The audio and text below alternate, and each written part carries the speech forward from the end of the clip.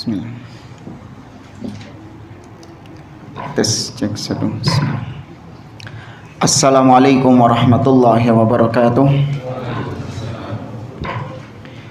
Innal hamdalillah nahmaduhu wa nasta'inuhu wa nastaghfiruh. Wa na'udzu billahi ta'ala min syururi anfusina wa min sayyiati a'malina. Man yahdihillahu fala mudilla lahu wa man yudlil fala hadiyalah. Wa ashhadu an la ilaha illallah wahdahu la syarika lah wa ashhadu anna Muhammadan abduhu wa rasuluh. Ya ayyuhalladzina amanu taqullaha haqqa tuqatih wa la tamutunna illa wa antum muslimun. Ya ayyuhan nasu taqu rabbakumul ladzi khalaqakum min nafsin wahidah wa khalaqa minha zawjaha wa batha minhuma rijalan katsiran wa nisaa'a wattaqullaha alladzi tasaaluna bihi wal arham innallaha kana 'alaikum raqiba. Ya ayyuhalladzina amanu taqullaha wa qulu qawlan sadida yuslih lakum a'malakum wa yaghfir lakum dhunubakum wa may yuti'illaha wa rasulahu faqad faza fawzan 'azima. Amma ba'd. Fa inna asdaqal hadithi kitabullah wa khairal hadi hadyu Muhammadin sallallahu alaihi wasallam wa syarral umuri muhdatsatuha wa kullu muhdatsatin bid'ah wa kullu bid'atin dhalalah wa kullu dhalalatin finnar. Ma'asyiral muslimin, ikhwani fillah wa akhwati rahimani wa rahimakumullah. Kita meneruskan kembali pembahasan kitab Hadhihi Da'watuna wa Aqidatuna yang ditulis oleh Al-Allamah Al-Muhaddits Muqbil bin Hadi Al-Wadi'i rahimahullahu taala. Kita masih di muqaddimah yang disampaikan oleh beliau tentang pengalaman beliau ketika menceritakan tentang kondisi negeri Yaman, di mana negeri Yaman itu telah banyak dimasuki oleh kaum Syiah al-Batiniyah yang banyak merusak akidah kaum muslimin, akidah ahli sunnah, terutama di negeri Yaman, terutama di Najran. Sampai pada halaman yang ke-6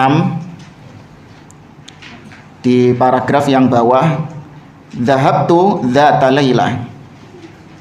Ya, halaman yang ke-6 paragraf yang bawah, Dhahabtu dzata lailah. Tafadhal yang baca. Bismillah. Allahumma alhamdulillah wassalatu wassalamu ala rasulillah wa ala alihi wa sahbihi wa man wala. Allahumma ighfir lana wa li shaykhina wa li sa'irina ajma'in. Qala Abi Abdurrahman Muqbil ibn Hadi Al-Wadi'i rahimahullah ta'ala, dhahabtu dhata laylatin ila ba'di ahli Najran fawajadtu kitaban min kutubihim wa qara'tu fihi fa idza fihi dhalalun mubin. Iqra' bi put'in. Bacanya pelan-pelan nih. Orang-orang bingung semua. Ya benar jamaah ya. Iqra' bi put'in. Nah. Innallaha ya'murukum. La karir min dhahabtu dhata laylatin ila ba'di ahli Najran fawajadtu kitaban min kutubihim wa qara'tu fihi fa idza fihi dhalalun mubin. Innallaha ya'murukum an tadhbahu baqarah. Qalu Aisha wa kullu muslimin yaqra'ul Qur'ana ya'lamu anna fi Musa wa qawmihi. Naam. Kata Syekh rahimahullahu taala, dhahabtu dzata lailah, aku pernah pergi ke suatu malam, pada suatu malam, ila ba'di ahli Najran, kepada sebagian penduduk negeri Najran. Fawajadtu kitaban, sudah kita sampaikan negeri Najran ini sudah banyak orang-orang yang terpengaruh dengan Syiah, ya, Syiah Batiniyah yang sudah dikafirkan oleh para ulama karena kekufurannya. Fawajadtu kitaban min kutubihim, di situ aku mendapati salah satu kitab dari kitab-kitabnya mereka. Wa qara'tu fihi, dan aku baca dalam kitab tersebut, fa idza fihi dhalalu wal mubin. Ternyata di dalam kitab tersebut ada kesesatan-kesesatan yang sangat terang benderang yang sangat nyata. Ya, dalam kitab tersebut ada kekufuran yang sangat nyata sekali. Ini wallahu alam, beliau membaca kitab tafsirnya. Ya, kitab tafsir milik orang-orang Syiah Batiniyah. Sebenarnya banyak kitab-kitab tafsir yang dipakai oleh kelompok Syiah, seperti misalnya yang paling fenomenal yang dipegang sama mereka, hampir rata-rata mainstream orang-orang Syiah itu pakai tafsir Al-Qummi. Ya, tafsir Al-Qummi. Jangan di-download. Iya, jangan di-download. Ini cuman ngasih tahu tok. Masih banyak kitab-kitab tafsir Ahli Sunnah yang belum kita baca. Ngapain baca sampah kayak gitu? Nah, tafsir Al-Qummi ini ya mirip-mirip seperti ini tafsirnya. Makanya kenapa dikatakan mereka itu kelompok Batiniyah? Karena mereka itu punya tafsir yang dohir dan tafsir yang batin. Makanya mereka disebut Batiniyah. Kita ini sekarang belajar tafsir, menurut mereka itu cuma tafsir yang dohir saja. Adapun kalau mereka punya tafsir batin. Alif Lam Mim dzalikal kitabu la raiba fi. Alif Lam Mim itulah kitab yang tidak ada keraguan di dalamnya. Kalau kita menafsirkan kitab di situ apa? Taurat, Injil, Zabur, Quran. Ya. Tapi kalau kata mereka dzalikal kitab artinya dzalika Ali la raiba fihi. Itulah Ali bin Abi Thalib yang tidak ada keraguan atasnya. Itu tafsir batinnya. Ya. Nah, adapun yang dibawakan sama beliau mirip seperti itu, tafsir batin. Di mana ketika menafsirkan firman Allah dalam surat Al-Baqarah, innallaha ya'murukum an tadbahu baqaratan. Kata Nabi Musa, sesungguhnya Allah memerintahkan kalian wahai Bani Israel untuk menyembelih seekor sapi. Ya, Baqarah yang benar sapi ya, nggak perlu ada embel-embel sapi betina. Ya, sapi Baqarah itu. Jangan karena ada tak marbutohnya terus akhirnya jadi betina gitu. Pokoknya sembarang kalir nek ono tak marbutoh betina berarti. Muannats berarti. Enggak mesti. Nah, laki-laki juga banyak yang ada tak marbutohnya. Hamzah, Muawiyah, siapa lagi? Usama, Talha, banyak. Memang salah satu tanda muannats tak marbutoh, cuman enggak mesti. Allah memerintahkan kalian untuk menyembelih seekor sapi. Kata mereka, siapa yang dimaksud sapi di sini? Qalu Aisyah. Yang dimaksud sapi di situ adalah Aisyah radhiyallahu taala anha wal iyadu billah. Menunjukkan betapa kebencian mereka kepada ummahatul mukminin, terutama Aisyah dan Hafsah. Wa kullu muslimin yaqra'ul Qur'an. Setiap muslim yang membaca Al-Qur'an ya'lam, dia mengetahui annaha fi Musa wa qaumihi, bahwa ayat ini itu tentang Nabi Musa dan kaumnya. Ya, semua muslim insya Allah tahu bahwa ayat ini bukan berbicara tentang Aisyah, bukan berbicara tentang siapapun, tapi berbicara tentang Nabi Musa dan Bani Israel. Nah,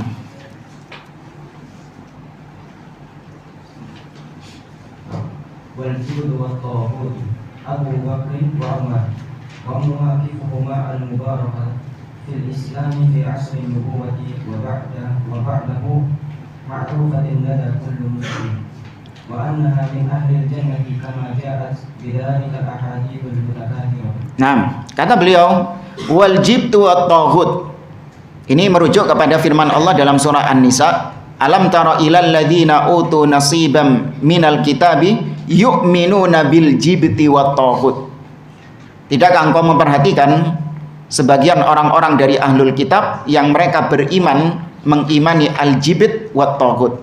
Wallahu alam, ada beberapa penafsiran dari para ulama. Al-jibt wat tawhid itu adalah nama dari nama-nama al-jin. Ya, nama dari nama-nama al-jin. Ada pula yang mengatakan al-jibt wat tawhid adalah nama dari nama-nama berhala. Ya, nama dari nama-nama berhala. Ketika menafsirkan al-jibt wat tawhid dalam surah An-Nisa itu, maka kelompok Syiah menafsirkannya dengan Abu Bakar dan Umar. Ya, bahkan mereka itu punya istilahnya doa yang paling mulia di antara kelompok Syiah, namanya doa sonamai Quraisy. Doa dua berhala Quraisy. Yakni Allahumma al'an sonamai Quraisy wabnataihima. Ya Allah, laknatlah dua berhala Quraisy dan dua putri mereka.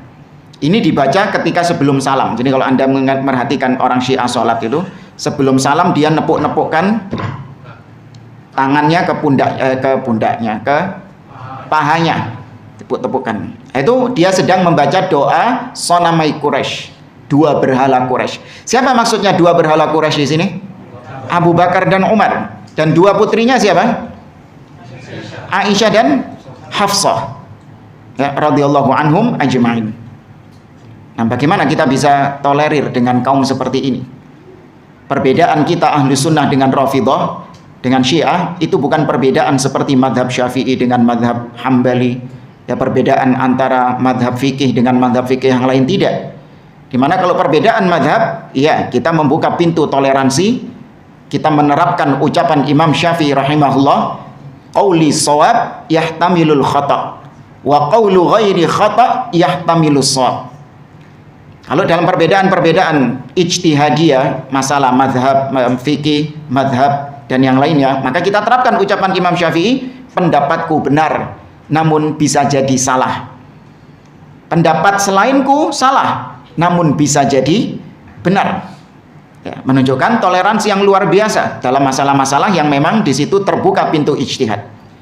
Tapi kalau dalam perkara-perkara usul, maka tidak ada toleransi. Apalagi seperti ini prinsip dasar di dalam agama. Ya, perbedaan kita Ahlus Sunnah dengan Rafidhah bukan perbedaan masalah ijtihad, namun perbedaan masalah prinsip yang memisahkan antara muslim dengan kafir. Ya, perbedaan kita dengan Syiah sekali lagi sebagaimana berbedanya kita dengan al-Yahud wan Nasara, bahkan lebih daripada Yahudi dan Nasara. Dan maka mereka menafsirkan al-jibt wa taghut dengan Abu Bakar wa Umar. Wa mawaqifuhuma al-mubarakah fil islami fi asrin nubuwati wa ba'dahu ma'rufatun lada kulli muslimin atau kulli muslim. Padahal bagaimana jasa-jasa sepak terjang yang sangat gemilang, yang sangat diberkahi Abu Bakar dan Umar ini, sepak terjang yang di dalam Islam itu sangat luar biasa sekali. Ya, dalam Islam dan juga dalam masa-masa kenabian dan masa-masa setelahnya, ma'rufah, sudah dikenali bagaimana sepak terjang mereka bagi setiap kaum muslimin. Wa annahuma min ahlil jannah, dan sudah diketahui juga bahwa termasuk di antara pokok akidah ahli sunnah meyakini Abu Bakar dan Umar sebagai manusia terbaik setelah Rasul Shallallahu Alaihi Wasallam, dan mereka berdua sudah dijamin surga. Tidak ada khilaf, tidak ada silang pendapat. Ya, tidak ada khilaf, tidak ada silang pendapat. Nggak boleh seorang berselisih tentang hal ini. Ustadz, ya saya wallahu a'lam ya Abu Bakar ini masuk surga apa enggak? Nggak oleh. Ya nggak boleh wallahu a'lam. Pasti, ya pasti. Kenapa? Karena ada nas, ada dalil. Nabi SAW ketika menyebutkan al-ashrah al-mubasysyaruna bil jannah, 10 sahabat yang dijamin surga. Abu Bakrin fil jannah, Umar fil jannah, Utsman fil jannah, Ali fil jannah. Teruskan, kurang 6. Abdurrahman bin Auf fil jannah, Talha bin Ubaidillah, Sa'ad bin Abi Waqqas, Sa'id ibn Zaid, Az-Zubair ibnul Awam, Abu Ubaidah Amir ibnul Jarrah radhiyallahu anhum jami'an. Tapi itu sahabat-sahabat yang sudah dinas, sudah ditetapkan di dalam dalil dengan nama yang sharih, nama yang terang benderang, mereka dijamin surga. Maka nggak boleh kemudian kita mengatakan wallahu a'lam, kita nggak tahu apa Abu Bakar di surga atau di neraka, wallahu a'lam. Enggak. Kan ini perkara ghaib. Iya, perkara ghaib, tapi sudah diberitahukan. Ya, berarti sudah bukan ghaib lagi karena sudah dibocorkan sama Allah melalui lisan Rasul Shallallahu Alaihi Wasallam. Kalau kita, ya ghaib. Iya, kalau kita ghaib, ada fulan meninggal, ulama besar, ustadz kibar, ya kan, meninggal. Antum ditanya surga atau neraka? Wallahu a'lam. Kami berharap surga. Ya, dan kami berlindung kepada Allah dari neraka. Iya. Nggak boleh memastikan. Tapi kalau ada yang nas dalilnya disebutkan namanya secara terang, harus kita vonis secara langsung juga. Abu Lahab di mana? Wallahu a'lam. Hah? Apa dalilnya Abu Lahab di neraka? Tabbat yada abi lahabi wa tab ma aghna anhu maluhu wa ma kasab sayasla naron dzata lahab. Ya. Baik, maka Abu Bakar dan Umar min ahlil jannah kama ja'at bidzalikal ahadits al mutakatsirah, sebagaimana datang dalil-dalil yang banyak sekali tentang penetapan Abu Bakar dan Umar di surga. Ya, semoga Allah Azza wa Jalla mengumpulkan kita bersama mereka. وهم يزعمون لأتباعهم أنهم يحبون أهل البيت وما أكثر البلاء الذي دخل على الإسلام بسبب دعوى محبة أهل بيت النبوة رحمهم الله. Baik. Kata beliau, wahum yaz'umun li atba'ihim annahum yuhibbuna ahlal bait. Ini orang-orang Syiah ini, mereka mengklaim, yaz'umun, mereka mengklaim mempropagandakan li atba'ihim kepada para pengikut-pengikut mereka, para fans-fans mereka, bahwasanya mereka ini yuhibbuna ahlal bait. Kita ini cinta kepada ahlul bait. Siapa yang dimaksud ahlul bait? Ya, ahlul bait adalah keluarga Nabi SAW. Apa cukup cuman keluarga Nabi? Enggak, yang beriman kepada Nabi SAW. Makanya dari sini Abu Lahab meskipun punya nasab, punya hubungan keluarga dengan Nabi SAW, apa beliau dianggap ahlul bait? Tidak. Abu Thalib ya punya hubungan keluarga dengan Nabi SAW, paman Nabi SAW. Apa masuk ke dalam ahlul bait? Tidak. Maka ahlul bait yang beriman kepada Allah dan yang mengikuti Rasul SAW, itu baru dikatakan ahlul bait, yang punya nilai plus, ya, punya kedudukan yang mulia. Tapi yang dilihat jangan ahlul baitnya dulu. Yang dilihat adalah tauhidnya, ittiba'nya kepada Nabi SAW bagaimana.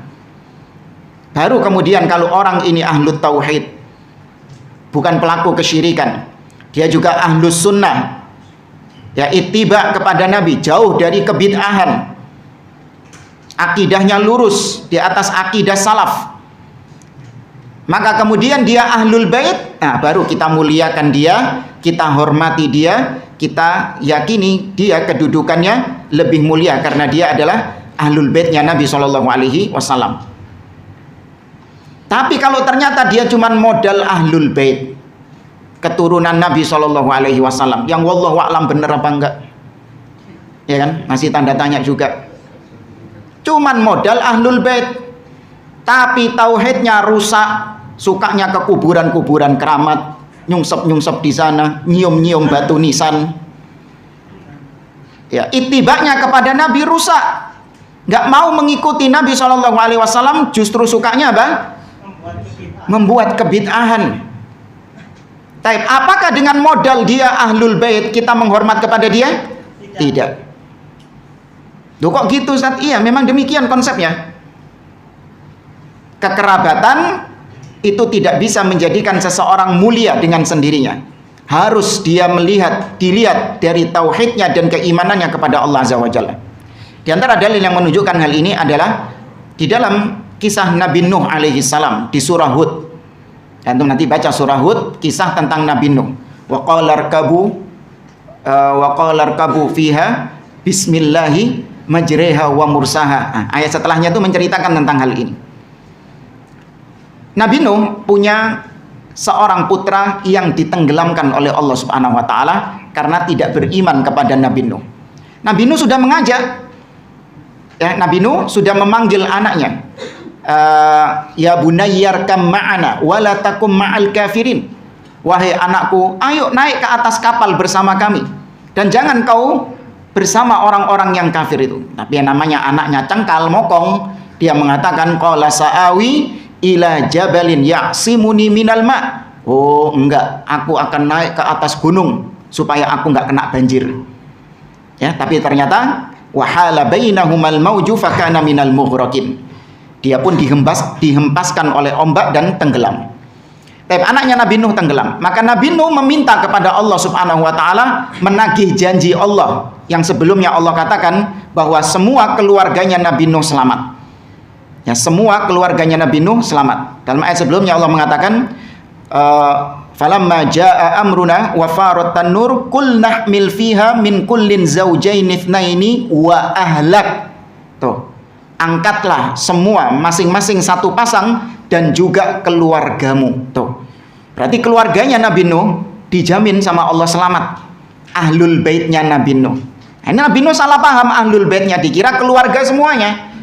Baik yang beriman ataupun yang kufur selamat semuanya. Maka Nabi Nuh Nabi Nuh nagih janjinya Allah, nagih kepada Allah Azza wa Jalla.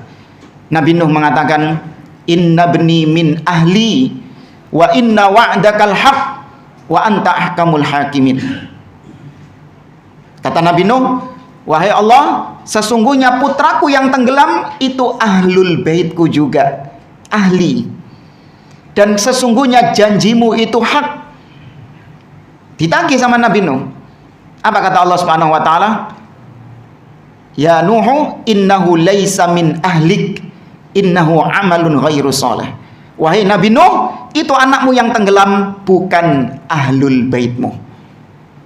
Padahal anaknya nyel gak? Nyel anaknya. Ya, bukan keturunan sekian kayak orang-orang sekarang, bukan. Iki anaknya nyel langsung. Ya, langsung nggak pakai keturunan sekian, nggak pakai, langsung anaknya Nabi Nuh. Tapi Allah mengatakan innahu laisa min ahli, sesungguhnya itu bukan termasuk ahlul baitmu wahai Nabi Nuh. Kenapa? Innahu amalun ghairu shalih, karena amalannya dia tidak baik, yaitu dia kufur kepada Allah, dia kufur kepada engkau, tidak beriman kepadamu, tidak ittiba kepadamu. Ya, maka konsep ahlus sunnah demikian, kita menghormati ahlul bait yang ittiba kepada Nabi, yang bertauhid kepada Allah. Adapun ahlul bait yang syirik, yang bid'ah, yang menyimpang, maka tidak ada penghormatan kepada ahlul bait meskipun dia menunjukkan 1000 bukti kalau dia adalah ahlul baitnya Nabi Shallallahu Alaihi Wasallam. Iya, mau tes DNA, mau tes HIV, iya sertifikat, membawakan kakak lah, kartu keluarga apa, iya PPN itu sudahlah. Ya, kita ya kalau engkau mengikuti Nabi, kau ittiba, bertauhid kepada Nabi, bertauhid kepada Allah Subhanahu wa taala. Nah.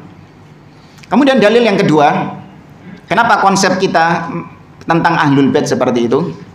Yaitu Nabi Shallallahu Alaihi Wasallam mengatakan kepada Fatimah, "Ya Fatimah, salini ma syi'ti min mali, fa inni la ughni anki min Allahi syai'a." Wahai Fatimah, mintalah kepadaku dari harta yang aku miliki. Sesungguhnya aku tidak bermanfaat bagimu di sisi Allah kelak. Artinya Fatimah, dia akan mempertanggungjawabkan perbuatannya sendiri meskipun dia anaknya siapa?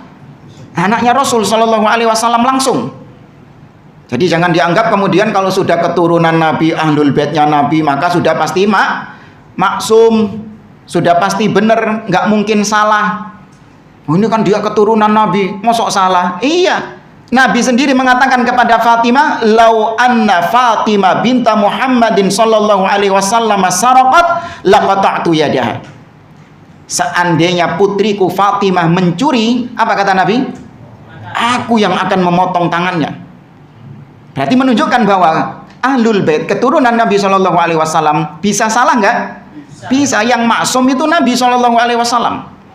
Maka ketika salah, Nabi ingin menegakkan syariat yang sebenarnya, yaitu dipotong tangannya kalau memang keliru. Maka demikian juga ahlul bait yang menyimpang wajib ditahdzir nggak?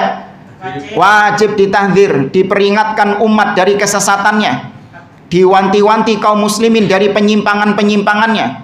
Jangan terus kemudian alasan, wah kan dia ahlul bait Nabi, dia keturunan Nabi, nanti Nabi nggak ridho, nggak mau ngelihat mukamu di hari kiamat karena mentahdir keturunannya. Naudzubillah. Nabi yang nggak ridho ngelihat keturunannya malah menyimpang dari jalannya. Nabi nggak ridho keturunannya justru menyimpang dari jalannya. Nabi SAW mengatakan kepada Ali bin Abi Thalib, yang mana mereka menasabkan diri mereka kepada Ali bin Abi Thalib. Ini perintah Nabi langsung kepada Ali. Ya Ali, la tada' timthalan illa tamastahu, wala qabran musyrifan illa sawaitahu. Kata Nabi kepada Ali, wahai Ali bin Abi Thalib, jangan kau biarkan ya ada berhala kecuali kau hancurkan berhala itu, dan jangan kau biarkan kuburan yang ditinggikan kecuali diratakan dengan tanah. Ini perintah Nabi kepada Ali bin Abi Thalib. Nah, kok sekarang yang ngaku keturunannya Ali bin Abi Thalib ngakunya justru malah suka membangun-bangun kuburan, menghias-hias kuburan. Mana wasiat dari kakek kalian, yaitu yang katanya Nabi SAW, kok nggak diikuti, ya malah diselisihi. Ya, maka sekali lagi Ahlus Sunnah lebih melihat kepada ittiba'nya, kepada tauhidnya, bukan kepada nasab keturunannya. Ya, adapun orang-orang awam ini tertipu. Ya, mereka tertipu karena jualannya kaum Rafidhah atau jualannya orang-orang sufi tasawuf, jualannya mereka adalah Ahlul Bait, Ahlul Bait, kita keturunan Nabi, dzurriyyah Nabi, Ahlul Baitnya Nabi, nggak bisa masuk surga kalau nggak lewat kami, ya kami barokah, bungono kabeh, ya. Kemudian kata beliau, wa ma aktsarul bala, dan berapa banyak bala, ya musibah menimpa kaum muslimin, alladzi dakhala 'alal Islam, musibah yang masuk ke dalam Islam dan kaum muslimin, bisa babi dakwah mahabbati ahli baitin nubuwah rahimahumullah. Berapa banyak musibah terjadi? Maksudnya musibah di sini bukan musibah dalam urusan dunia, tapi musibah dalam urusan akidah. Itu musibah yang lebih besar. Ya, musibah dalam urusan dunia itu lebih ringan jika dibandingkan musibah dalam urusan agama. Makanya ada doa Nabi SAW, berlindung jangan sampai musibah yang Allah timpakan kepada kita itu musibah dalam agama. Apa doanya? Doanya panjang, cuman poinnya saja.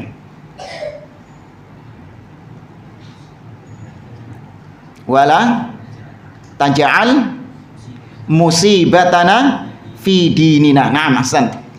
Ya Allah, jangan kau jadikan musibah yang kau timpakan kepada kami itu yang kena agama kami. Maksudnya, kalaupun musibah kena menimpa kami, mending yang kena itu dunia kami. Soalnya nggak jamaah? Ya mending nggak dua-duanya.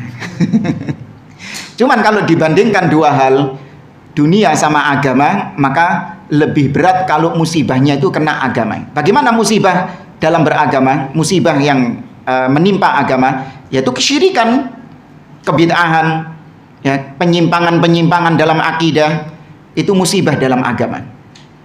Nah, musibah dalam agama ini itu banyak terjadi gara-gara masalah Ahlul Bait. Ya, gara-gara masalah Ahlul Bait, pengkultusan kepada kuburan-kuburan keramat. Ya, lihat orang-orang yang nyungsep-nyungsep di kuburan-kuburan itu pintu masuknya dari apa? Iklannya, promosinya, marketingnya, cinta Ahlul Bait. Iya, marketingnya dari situ, cinta Ahlul Bait. Ini kalau kau ingin melihat wajah Nabi, lihatlah wajah fulan ini. Tuh iya sama, sampai bilang gitu. Aku pernah bermimpi ketemu Nabi. Ternyata mukanya Nabi mirip dengan Habib fulan itu. Duh, kurang ajar. Iya. Wajah Nabi SAW dimiripkan dengan wajah syaitan seperti itu. Kenapa kita katakan syaitan? Semua penyesat umat adalah syaitan. Ya, orang-orang yang menyeru kepada bid'ah, yang menyeru kepada syirik, mereka adalah asyaiton. Maka nggak layak wajah Nabi SAW diserupakan dengan para penyesat-penyesat umat seperti itu. Baik, istamir.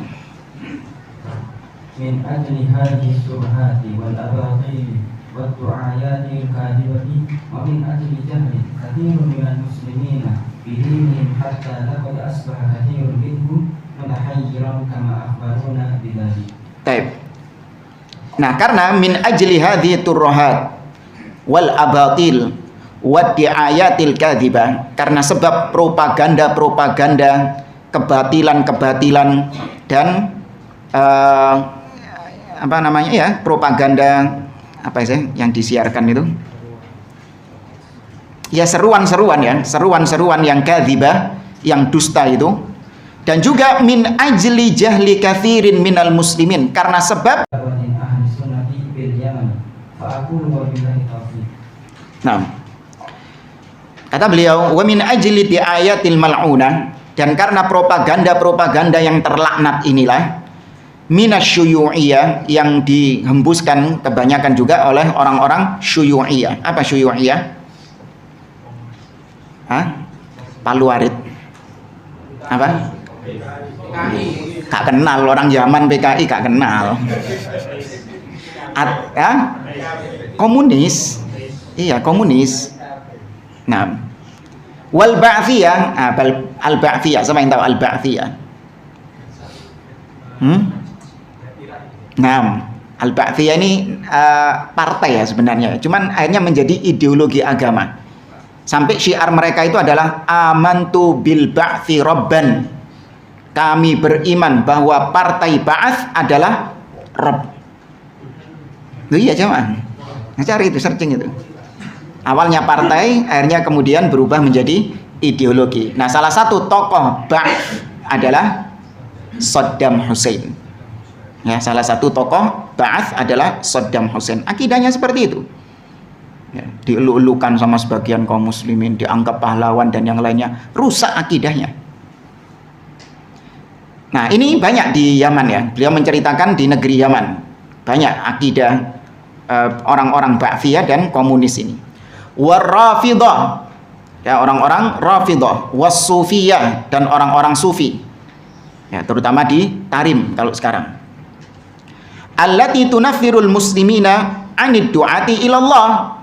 Yang mana tugas mereka ini, ahlil bid'ah ini, baik Rafidah, sufi dan ahlil bid'ah yang lain, mereka tugasnya yaitu membuat kaum muslimin lari dari dai-dai yang hak, yang menyeru manusia kepada Allah Subhanahu wa taala.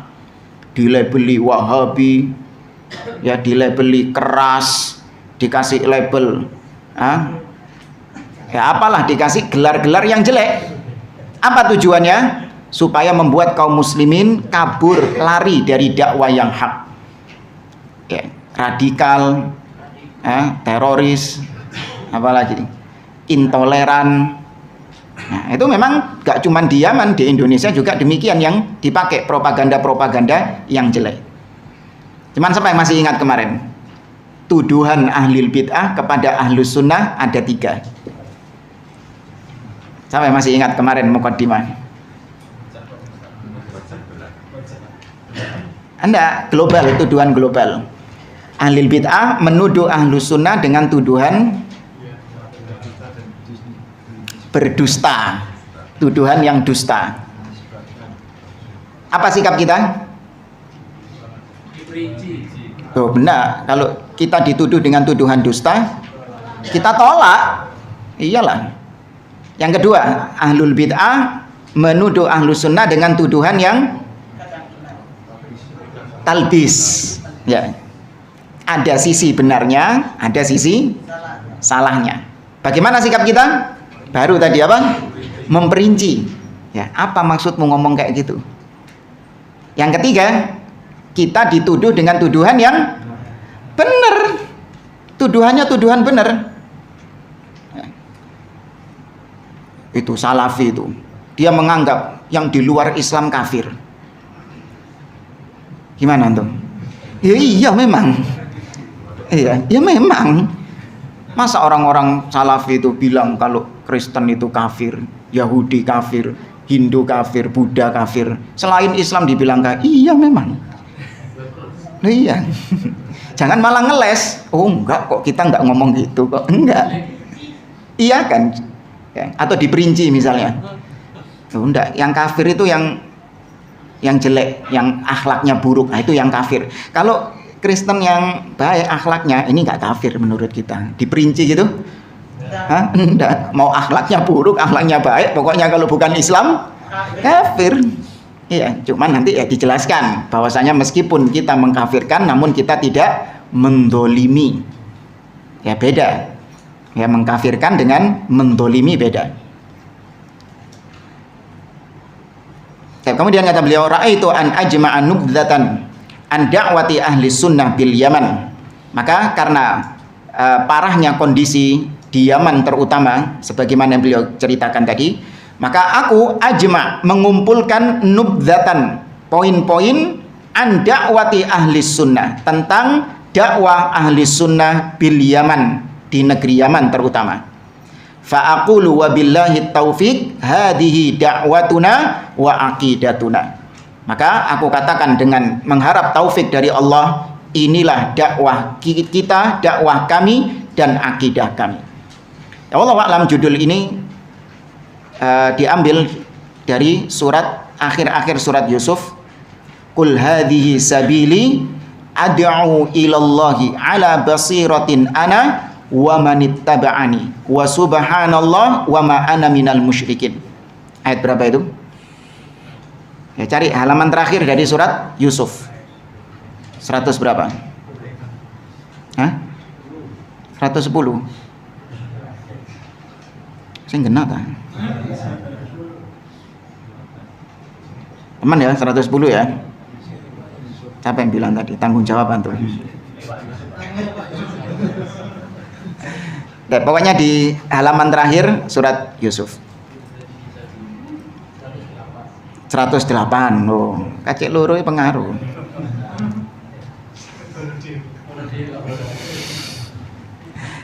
Dimulai.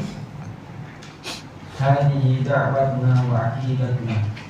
Al-awwalu nu'minu billahi wa bi asma'ihi wa sifatihi kama waradat fi kitabillahi wa sunnati rasulillahi sallallahu alaihi wasallam.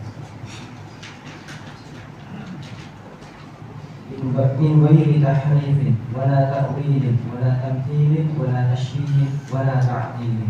Nah, kata beliau nu'minu billah. Yang pertama, kami beriman kepada Allah. Ini dakwah kami dan akidah kami, yaitu kami beriman kepada Allah. Iman kepada Allah itu mencakup 4 aspek. Ya, mencakup 4 aspek. Yang pertama, al-iman biwujudillah. Mengimani tentang eksistensinya Allah Subhanahu wa taala. Bahwasanya Allah itu exist, ada. Jangan dikatakan Allah itu tidak ada eksistensinya. Allah itu hanya simbol saja, tapi nggak ada eksistensinya, nggak ada wujudnya. Ini kufur, nggak boleh. Ya, harus kita yakini Allah itu wujud, ada. Cuman kita nggak tahu bagaimana wujud Allah Subhanahu wa taala. Ini disampaikan karena ada orang-orang yang menolak eksistensi Allah, alias orang-orang ateis atau yang satu spesies dengan mereka. Cuman mereka ini menolak eksistensi Allah hanya di lisan saja. Mereka menolak wujudnya Allah cuman lisannya saja, tapi hati mereka menetapkan adanya Allah, adanya Tuhan.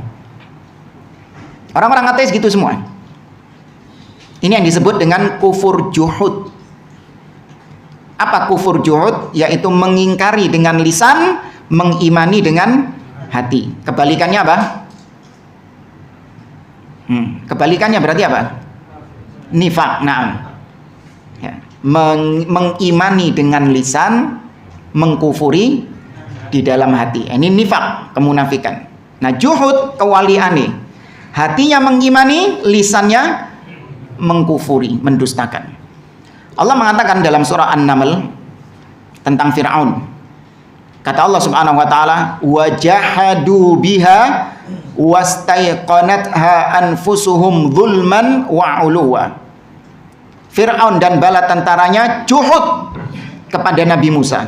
Nah, juhud di sini artinya apa tadi? Mengingkari dengan lisan, tapi Fir'aun mengimani dengan hati. Kata Allah, wastaiqanatha anfusuhum. Hati mereka, jiwa mereka beriman sebenarnya dengan yang dibawa oleh Nabi Musa alaihissalam. Tapi lisan mereka mendustakan Nabi Musa alaihissalam. Nah, semua orang-orang ateis kayak gitu. Hakikatnya mereka itu mengimani Allah Subhanahu wa taala. Al-Imam Abu Hanifah rahimahullah pernah berdialog dengan orang-orang ateis yang nggak percaya dengan adanya Tuhan. Kata mereka, alam semesta ini terjadi dengan begitu saja, tanpa ada yang menciptakan, alias proses alami. Ya, proses alami. Nggak ada itu yang menciptakan, yang mengatur, nggak ada.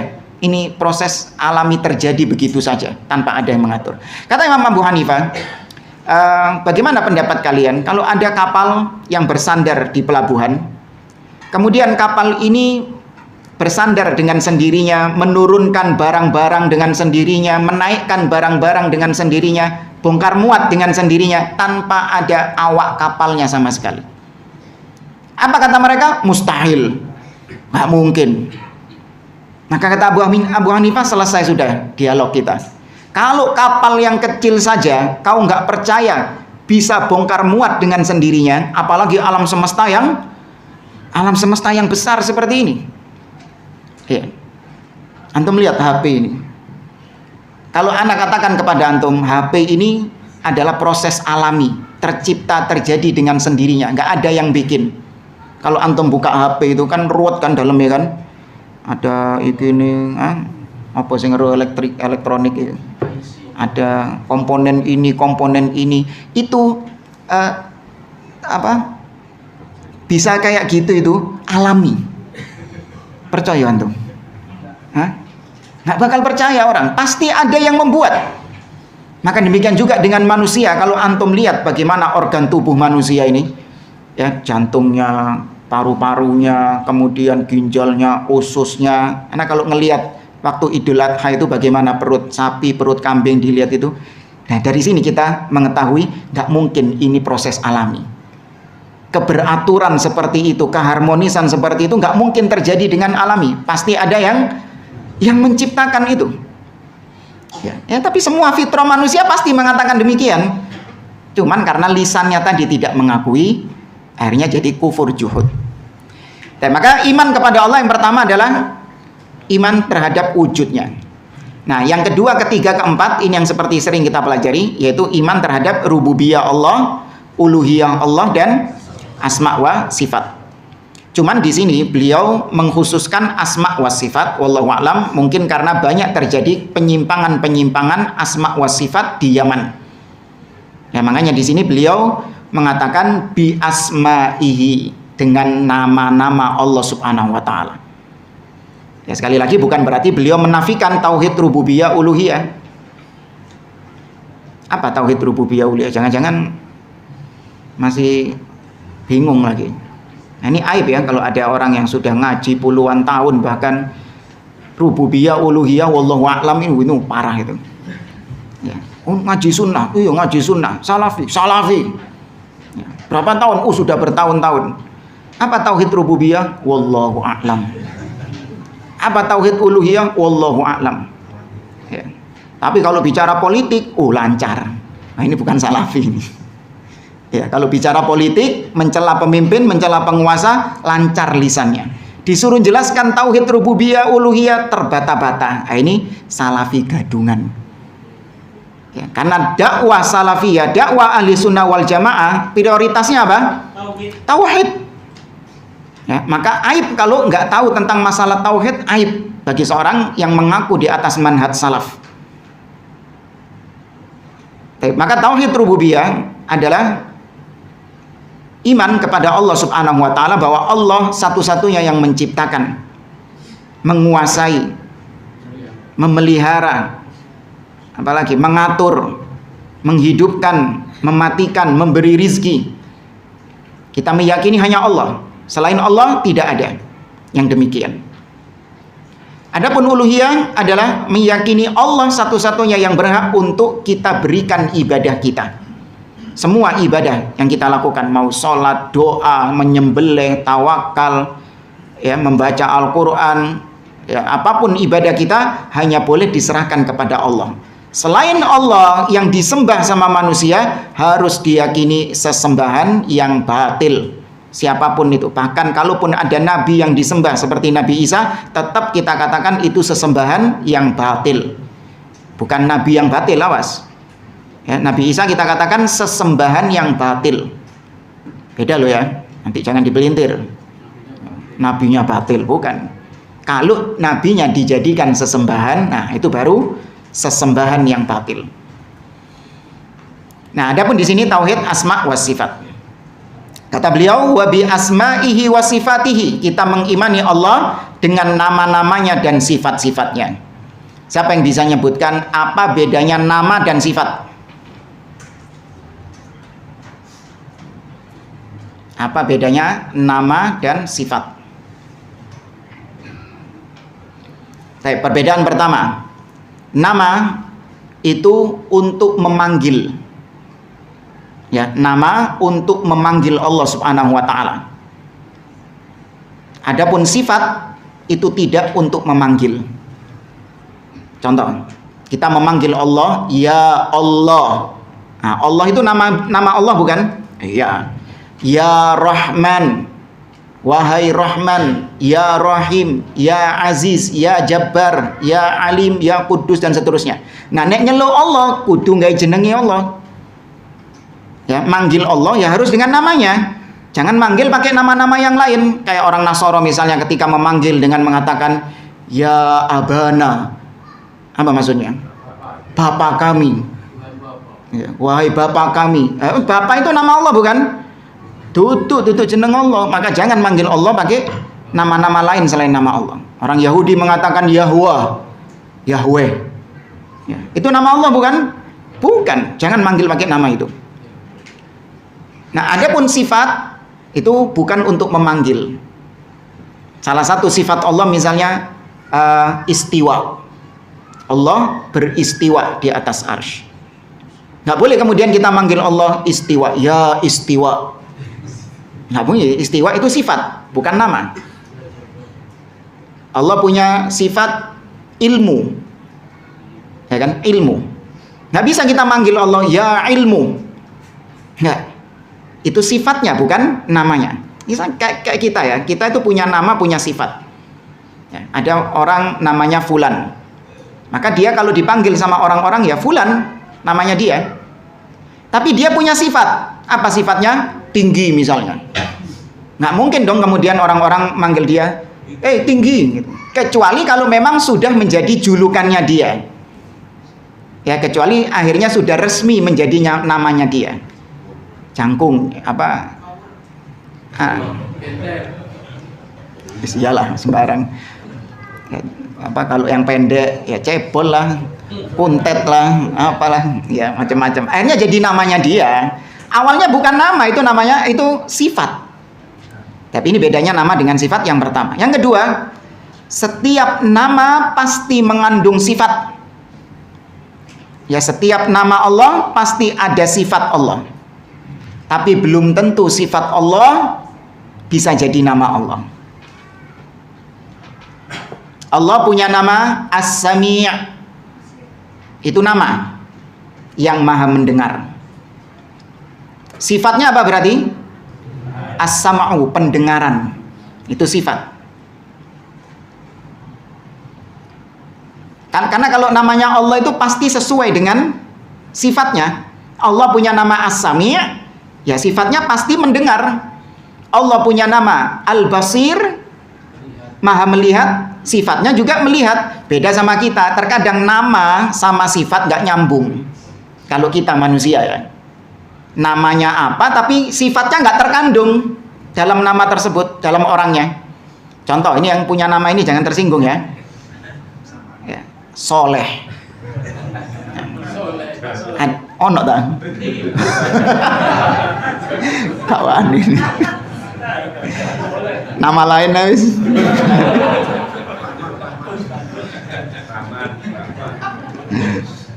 Tapi biasanya saya kalau nyontohkan itu soleh memang. Tapi bukan soleh beliau ya. Ada orang namanya soleh, ya. Tapi harusnya dia punya sifat as-sulh, punya sifat baik. Soleh itu artinya yang baik. Tapi ternyata dia nggak punya sifat itu. Bisa nggak kalau manusia? Iya. Banyak kalau manusia. Banyak kalau manusia. Namanya apa, sifatnya nggak nyambung sama namanya. Tapi kalau Allah Subhanahu wa ta'ala enggak. Dia namanya begitu, sifatnya juga seperti itu. Allah punya nama Al-Aziz, dia sifatnya juga Izzah. Dia punya nama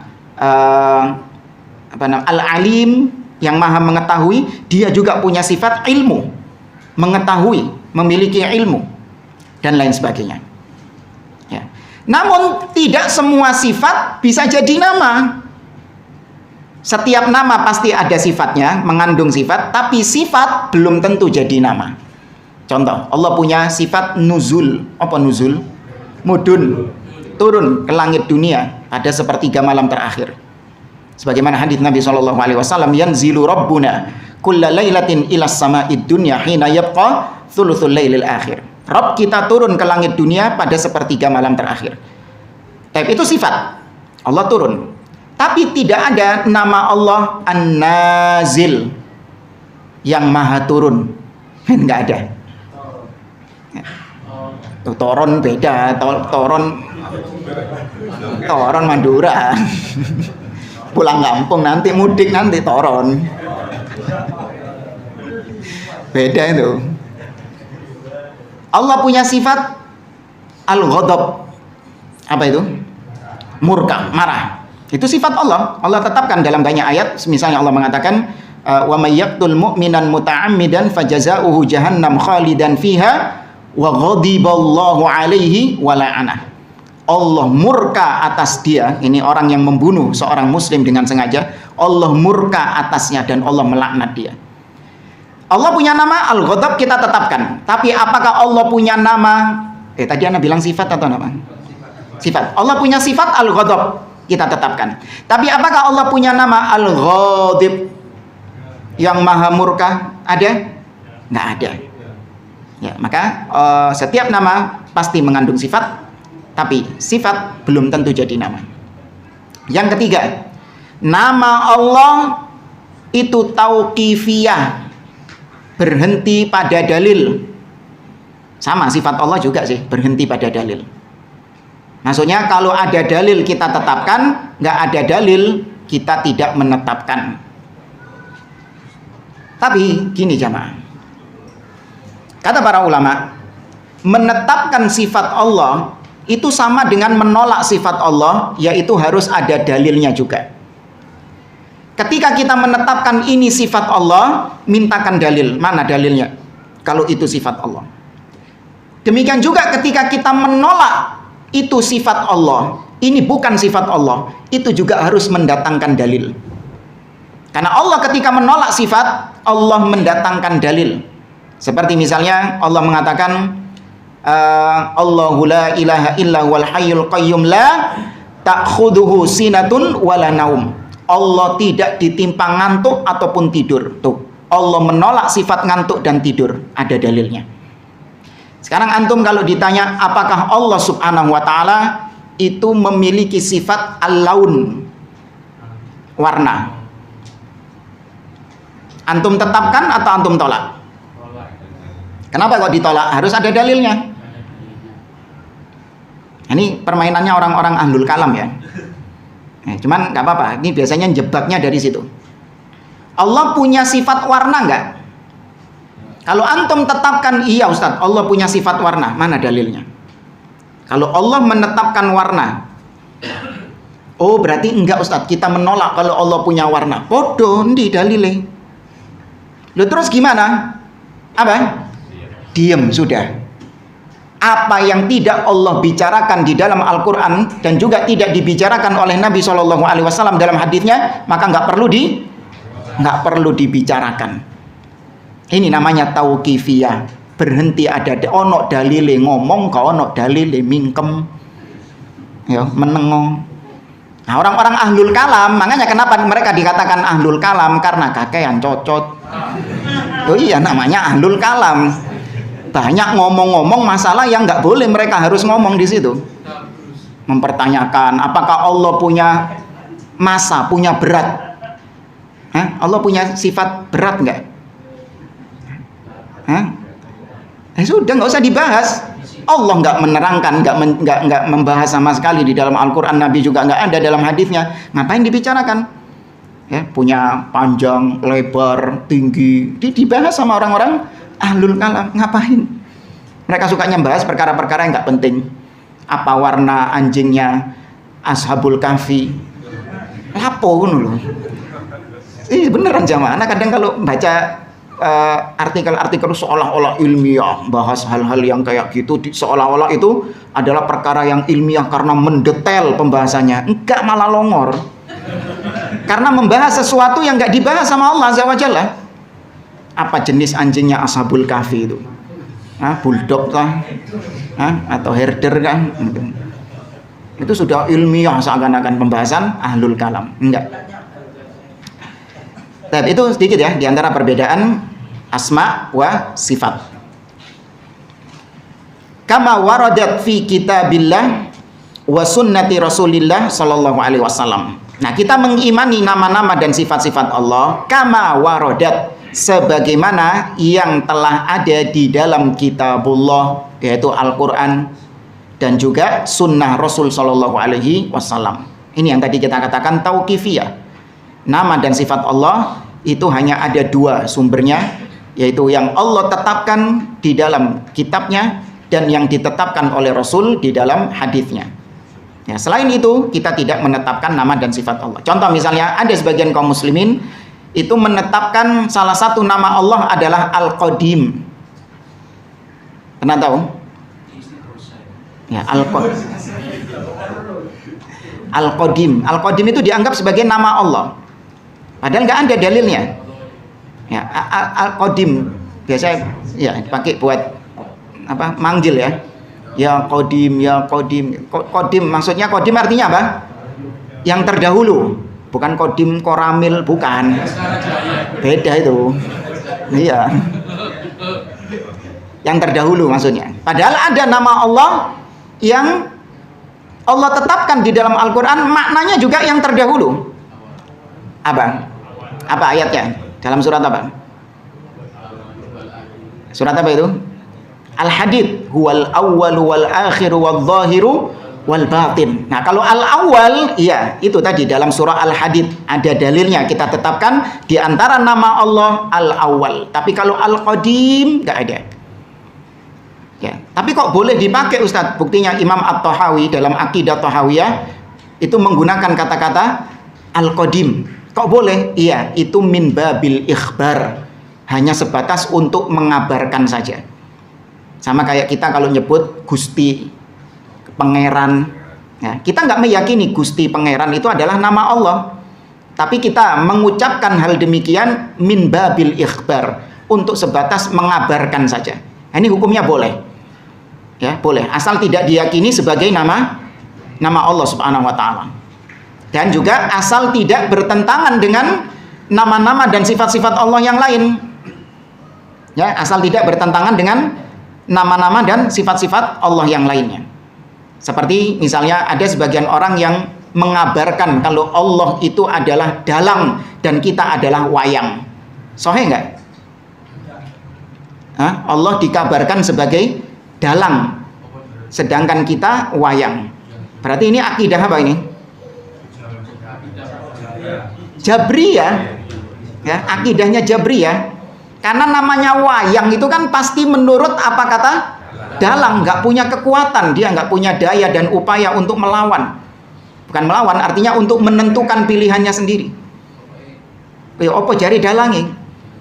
Padahal akidah ahli sunnah yang benar, wa ma tasyauna illa ayyasha Allahu rabbul alamin. Tidaklah kalian berkehendak kecuali apabila Allah menghendaki. Kita punya kehendak untuk menentukan. Namun kehendak kita tidak akan tercapai kecuali apabila dikehendaki sama Allah Subhanahu wa Ta'ala. Antum datang ke sini, apa moro-moro datang dipaksa? Saya tadi enak-enak tidur, tahu-tahu gerak dewe, atik kelambi, terus moro-moro langsung nang langgar kidul gini. Padahal kate turu mau. Apakah gitu? Ada keinginan kan? Ada kehendak. Nah, kehendak antum itu terwujud dengan takdir Allah. Ada yang punya kehendak pengen datang ke sini tapi nggak ditakdirkan sama Allah. Mungkin tengah jalan bang ini kempes, ya kan? Atau tengah jalan kesasar, ya, mogok misalnya dan yang lainnya. Dia punya kehendak untuk ikut kajian di sini, tapi Allah tidak menghendakinya. Yo gak kedaten, gak teko nang kene dek wonge. Ya, itu konsep ahlu sunnah. Kama waradat fi kitabillah wa sunnati Rasulillah sallallahu alaihi wasallam min ghairi tahrif. tanpa ditahrif. Apa artinya tahrif? Menyelewengkan. Ya, tahrif itu adalah takwil yang batil. Kalau di sini nanti ada takwil, ini mirip sebenarnya. Tahrif sama takwil. Takwil di sini artinya takwil yang fasid. Takwil yang kuannya siapa? Kalau di dalam Al-Quran Allah banyak menyebutkan tahrif, itu kelakuannya siapa? Yahudi. Iya. Yuharrifunal kalima an mawadhi'ihi. Orang-orang Yahudi itu mereka melakukan tahrif terhadap kitab-kitab mereka. Nah, maka tahrif ini negatif. Ahlul bid'ah ketika mentakwil, ketika menyelewengkan sifat-sifat Allah di dalam Al-Quran, mereka nggak mau disebut tahrif. Elek tahrif itu. Mereka maunya disebut apa? Takwil. Nek takwil bagus. Abdullah bin Abbas didoakan sama Nabi, Allahumma faqihu fiddin wa alimhu. Tahrif apa takwil? Takwil. Ya, karena takwil itu artinya juga tafsir. Ya, artinya tafsir. Ya, makanya disebutkan di sini dua-duanya untuk supaya tidak terkecoh dengan kamuflase ahli bid'ah. Tahrif tapi dibilang takwil. Ada takwil itu. Ya, takwil itu ada, cuman harus ada dalilnya. Harus ada dalilnya. Contoh. Dan ini syubhat dilontarkan oleh seorang dai. Dia mengatakan, kalau kita nggak boleh mentakwil Al-Quran, mentakwil sifat Allah, karena dia mengatakan istiwa itu artinya istaula, menguasai. Ya, kata dia, kalau kita nggak boleh mentakwil sifat-sifat Allah ke makna yang lain, maka bagaimana dengan ayat ini? Dia membawakan ayat kalau nggak salah dalam surah At-Taubah. Allah mengatakan tentang orang-orang munafik, ya'muruna bil munkar wa yanhauna 'anil ma'ruf wa yakbiduna aydiyahum nasullaha fanasiyahum. Mereka lupa kepada Allah dan Allah lupa kepada mereka. Dalam surat At-Taubah. Mereka melupakan Allah, Allah melupakan mereka. Baik, Allah punya sifat lupa. Tuh, ini tadi ayat ini. Al-Quran loh itu katanya menetapkan sifat dari Quran. Itu Quran itu, surat At-Taubah ayat piro? Saya ngapal ayat.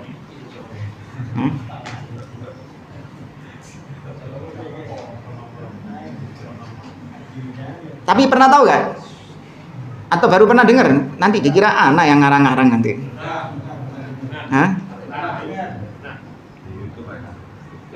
Iya, itu orangnya ada di YouTube, tapi tidak usah dilihat. Surat At-Taubah ayat 67. Nasullaha fanasiyahum. Ya. Kanan bawah. Ya. Dia bertanya, apakah Allah punya sifat lupa? Tentu Anda menjawab, oh enggak mungkin. Bagaimana Allah bisa punya sifat lupa? Di ayat yang lain Allah mengatakan, wa ma yadhillu rabbi wa la yansa.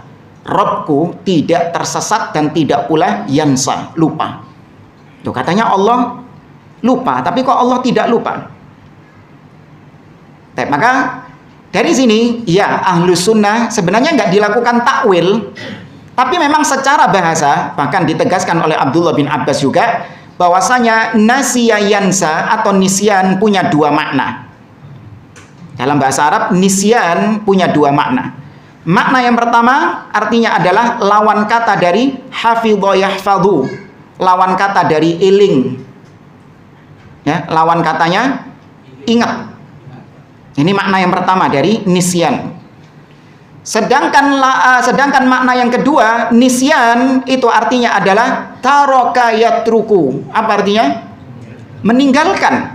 Dan makna kedua yang diinginkan sama Allah, nasullaha fanasiyahum. Mereka orang-orang munafik meninggalkan Allah, yakni meninggalkan agama Allah Subhanahu wa taala. Maka mereka pada hari kiamat ditinggalkan sama Allah Subhanahu wa taala. Ya, ditinggalkan. Bukan lupa makna yang pertama, lawan katanya iling, bukan. Paham ya? Nah, ini takwil yang benar kalau mau dikatakan takwil. Ada dalilnya. Abdullah bin Abbas juga ngomong demikian. Secara bahasa juga demikian. Ini bukan tahrif. Tapi kalau mereka istawa ditakwil menjadi istaula, ini bukan takwil, tapi lebih tepatnya apa? Tahrif. Karena tidak ditopang dari segi bahasa, gak nyambung, dan juga tidak ada dalil penguat lainnya. Maka itu namanya tahrif, bukan takwil. Wala tamfil, wala tashbih, wala ta'til. Ya, tanpa tamfil dan tanpa tashbih. Tamfil sama tashbih ini mirip.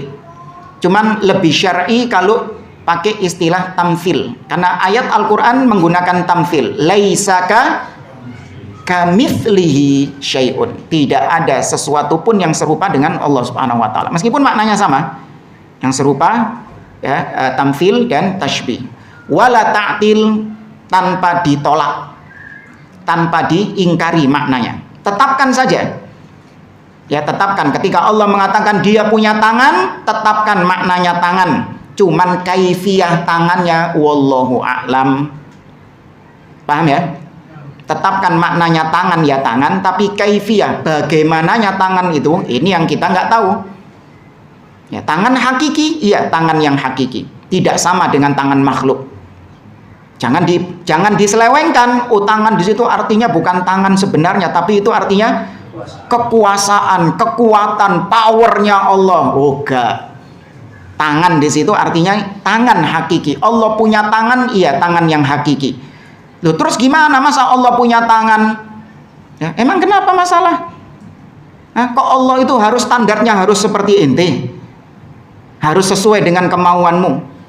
Itu kan katanya Allah nggak sama dengan manusia. Siapa yang bilang tangannya Allah sama dengan tangan manusia? Muraimu siji ambek raiku kok. Ya podo-podo duwe rai tapi siji raimu ambek raiku kok. Pernah kita contohkan parfum misalnya.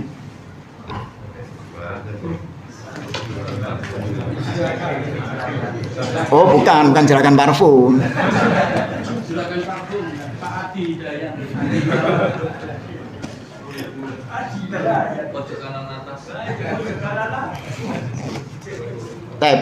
Saya mengatakan kepada antum, parfum ini sifatnya harum. Ketika saya katakan kepada antum harum, antum tahu nggak maknanya harum itu apa? Wangi. Lawan katanya apa? Busuk.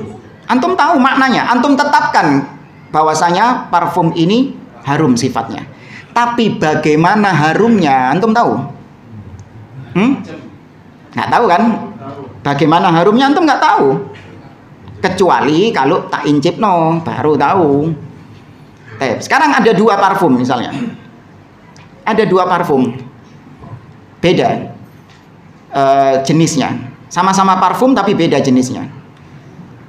Apa? Parfum apa dan apa? Kasturi dan malaikat subuh. Wah, ini juragane iki.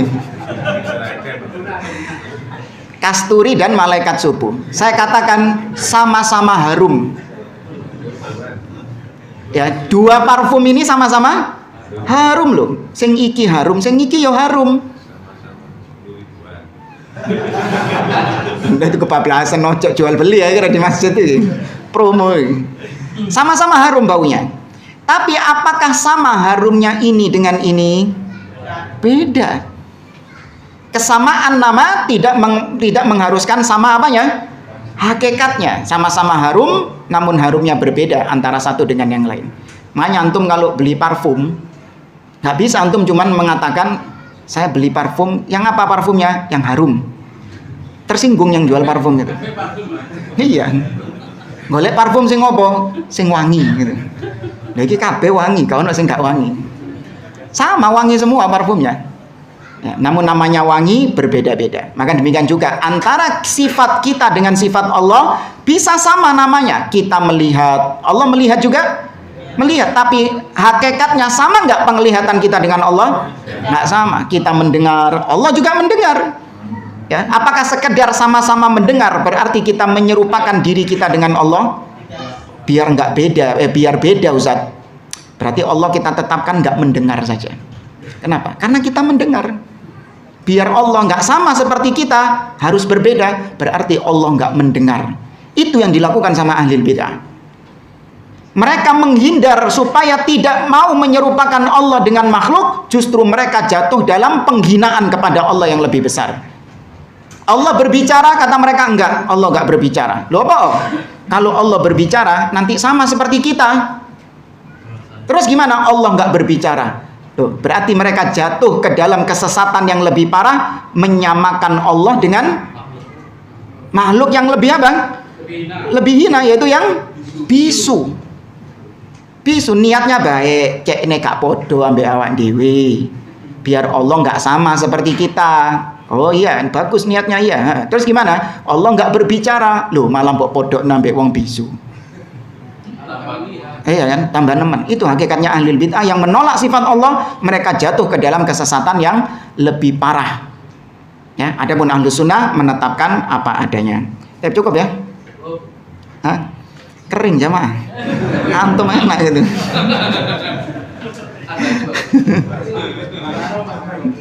Ya, kita cukupkan sampai di sini. Insyaallah kita lanjutkan besok ya, terakhir ya insyaallah. Wallahu a'lam. Subhanakallahumma wa bihamdik asyhadu an la ilaha illa anta astaghfiruka wa atubu ilaik. Assalamualaikum warahmatullahi wabarakatuh.